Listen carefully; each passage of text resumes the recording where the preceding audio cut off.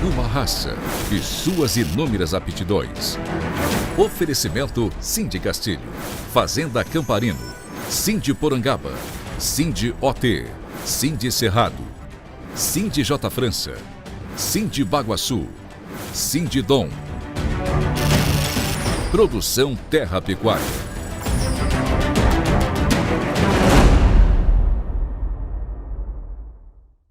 Animais que mais parecem ser uma carta na manga para a pecuária moderna, que hoje é focada em produzir mais com menos. Iniciamos hoje uma viagem, uma série dividida em 5 episódios que irão explorar um pouco mais sobre as aptidões da raça Sindi. O nosso primeiro tema é sobre a história e evolução desses indivíduos no Brasil.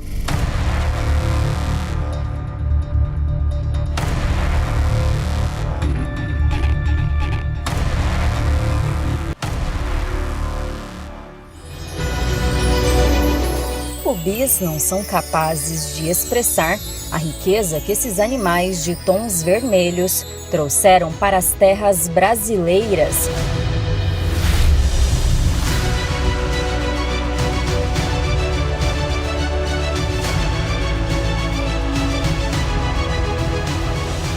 O zebu, que tem a cor do elemento fogo, da paixão, da energia e principalmente da carne, que hoje faz do nosso país o maior exportador de proteína vermelha do mundo. E claro, também nos coloca no pódio como um dos maiores produtores de leite do planeta. Essa é a raça Sindi, ou Red Sindi, ou Lover Sindi, e suas inúmeras grafias, suas surpreendentes aptidões, que se espalharam por mais de 30 países ao longo de mais de 6.000 anos de uma seleção natural, com origem da província de Sindh, antes parte da Índia, e hoje, após uma divisão territorial localizada no Paquistão, um semideserto onde chove média de 200 milímetros ao ano, com temperaturas de até 45 graus no calor e aproximadamente 2 graus no frio. É como já dizia Darwin, o vencedor não será o mais forte, será aquele que melhor se adaptar. E nesse quesito, o Sindi comprovou trazer no seu DNA uma rusticidade evidente, desafiada por condições impostas pelo habitat.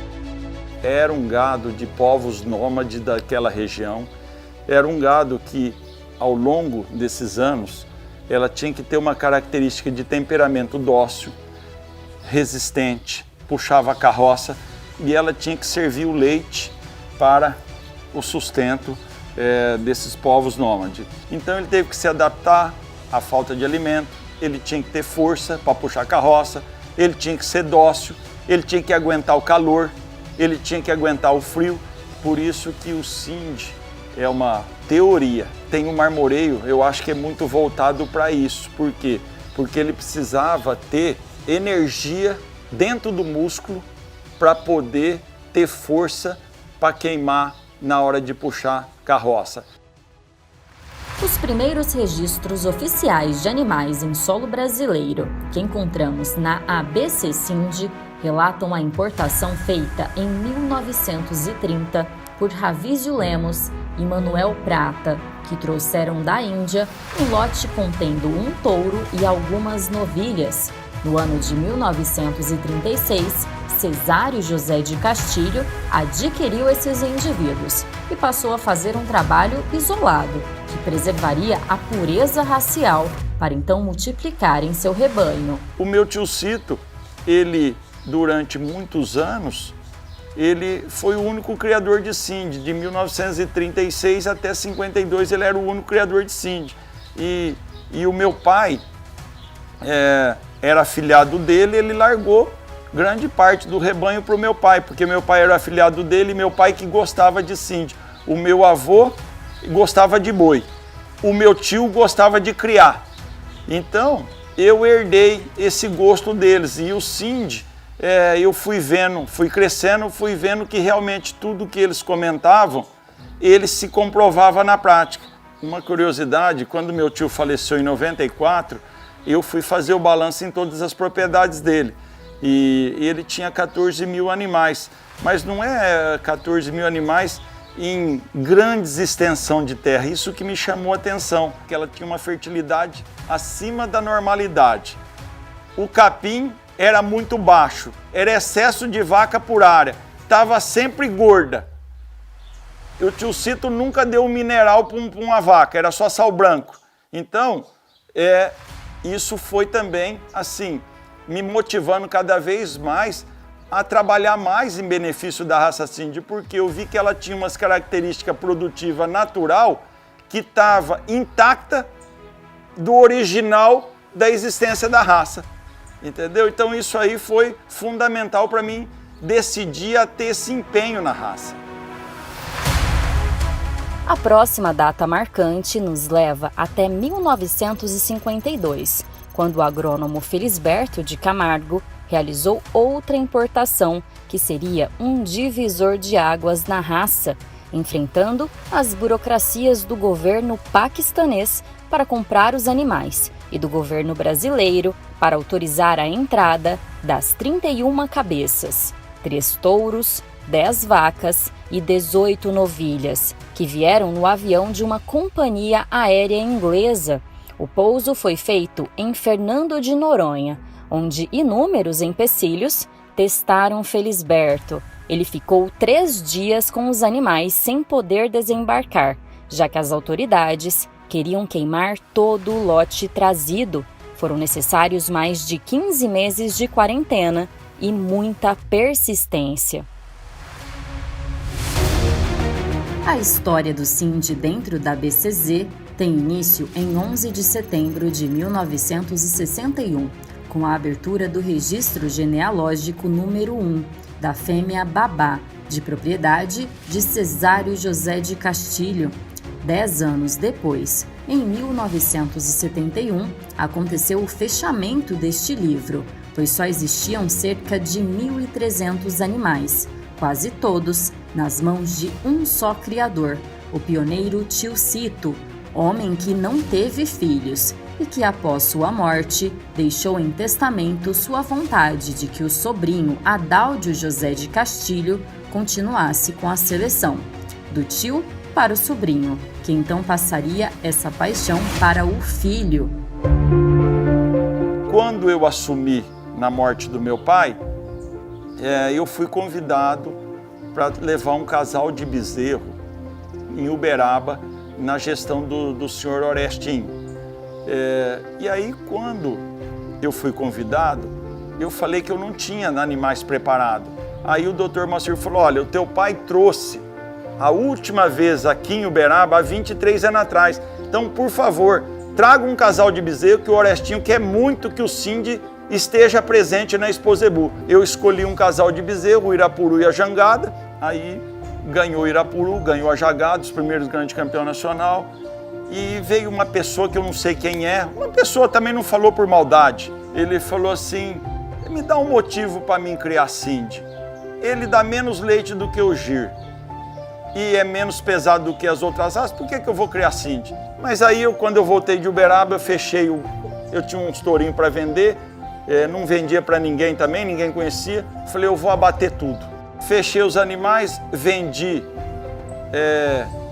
os bois lá no frigorífico Frigol e mandei 20 Cindy. Uma boiada Nelore muito boa, pesou 19 arroba. Chega lá, o Cindy pesou 23,5. Aí, como era 2 dias de matança, liguei na BCZ, perguntei como é que fazia um abate técnico. O abate técnico é assim, assim, assim, tem que ter um técnico. Enfim, eu providenciei tudo e fiz o primeiro abate técnico no Frigol em 2006. A boiada pesou 23 arroba, 58,5 de mento de carcaça. Isso aí me acendeu uma chama, uma esperança, fiquei muito feliz. No Nordeste, a primeira nacional do Cindy, que havia sido em 2004, começava a atrair cada vez mais apaixonados por esse zebu avermelhado. Um evento onde foi realizado o primeiro leilão da raça no país e ainda o lançamento da revista ABC Cindy. A própria ABC Cindy foi fundada em 2003 e a gente tinha até 2 anos atrás apenas 40 associados. hoje conta em torno de 100 associados. Em 2 anos houve esse crescimento. Então isso mostra a pujança que a raça se encontra no momento. E não para por aí, né? A grande preocupação da associação é fazer com que apareçam números da raça. Só para você ter uma ideia, em 2015 a raça Cindy não teve participantes a nível de PENAT, enquanto que no ano passado esse número já foi de 12 animais. Inclusive no ano passado foi o primeiro ano da participação do PENAT de um touro nascido e criado no Nordeste. Então isso mostra como a raça vem crescendo em todo o território nacional. Os resultados de produtividade que têm se espalhado pelo Brasil fazem dessa raça a única em crescimento nos números de registros dentro da BCZ. De 2010 até 2020, houve um aumento de 330% no Cindy padrão. No Cindy mocho, dentro desse mesmo período, 446%, totalizando hoje mais de 50 mil animais com RGD. A raça Cindy, de origem indiana, hoje uma das raças zebuínas com maior crescimento na pecuária brasileira. E isso se deve à sua dupla aptidão. Excelente produtora de carne e leite. Então, com certeza, a raça Cindy, que hoje tem um crescimento importante no registro genealógico, no BMGZ, trará uma contribuição muito grande à nossa pecuária. E o que é importante, todo novo criador de Cindy cria raiz pelas qualidades naturais desta grande raça zebuína. Nos leilões, a valorização por média de lotes vendidos e no faturamento final tem comprovado a aceitação e procura desses indivíduos no mercado. A procura de cadastros novos, de clientes procurando, demonstrando interesse na raça Cindy, com certeza é a raça que tem mais procura, né? E falar em números muito interessantes. Nós tivemos aí o crescimento de 38% de novos compradores e um crescimento também em faturamento, um número muito importante, de 95%. E aí, quando você traz isso para o martelo, o resultado é esse, um resultado muito satisfatório. O martelo também tem garantido liquidez e satisfação quando falamos de animais oriundos de cruzamento industrial com o Cindy. O ano passado, em 2020, realizamos o primeiro leilão específico de animais Cindinel, né? E esse leilão, ele foi no mês de julho. Nós chegamos a vender animais, o peso do quilo vivo a R$14, né? R$14. Para a data, números muito importantes que não se praticava no mês de julho. E muita procura, né? Muita procura. Um leilão específico aí somente do Cindinel. Pensa que parou por aí? Não mesmo. As ferramentas tecnológicas de reprodução, como transferência de embrião, tiveram um grande aumento. De 2017 até 2020, foram mais de 2.700 TEs realizadas, o que equivale a mais de 282% em 3 anos. Animais que hoje levam certezas, segurança e lucro para os bolsos dos pecuaristas. E é isso que tem conquistado os zebuzeiros experientes, que criam outras raças. Eu acho que o Cindy veio para somar. O Cindy tem grandes qualidades. O Cindy, no cruzamento, ele é um gado extraordinário. É um gado com bom rendimento de carcaça. Há mais de 10 anos que eu tenho, há mais de 15. O Cindy tem dado resultado dos cruzamentos em tudo. Quem estiver nos ouvindo, que preste atenção, daqui uns 15 anos o Cindy vai ser dos gados mais importantes do país.